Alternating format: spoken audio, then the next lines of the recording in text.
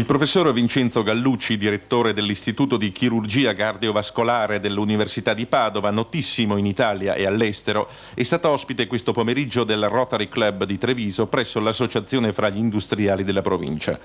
Ad un pubblico numeroso e attento ha parlato del trapianto di cuore in Italia alla luce delle esperienze finora attuate a fronte di una legislazione purtroppo carente in materia.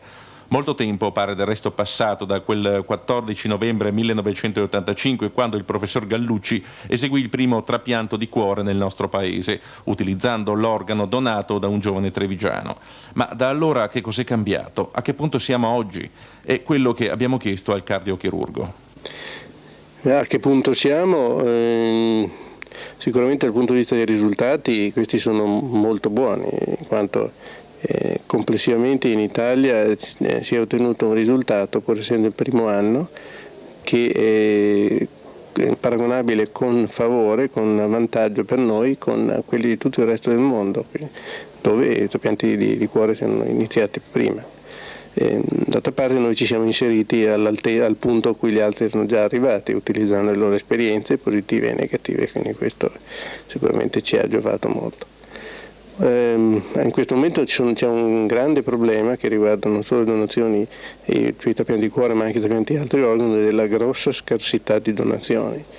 C'è stato un vero e proprio crollo verso la fine del 1986, all'inizio del 1987, con una riduzione a circa metà non solo nei trapianti di cuore, ma anche nei trapianti ad esempio di rene, di cui c'è un bisogno incredibile, valutabile oltre i 20.000 casi, e che veramente sta ponendo anche a livello delle autorità della sanità, del Ministero della Sanità, che forse consideravano abbastanza poco questo problema in passato, sta facendo sorgere il problema di incentivare, di consigliare, di facilitare chi prenda questa decisione certamente dolorosa, ma però molto umana e di grande solidarietà, che è quella di donare gli organi di persone che muoiono perché siano trapiantati a qualcuno che ne ha bisogno per sopravvivere.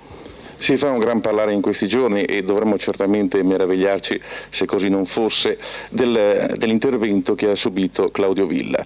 Ecco, può parlarci di questo intervento specificamente e soprattutto aggiornarci sulle condizioni del paziente? Un malato di coronarie che è stato appunto operato ai coronari, è una situazione molto complessa, ha avuto alcuni problemi che però mi sembra che in questo momento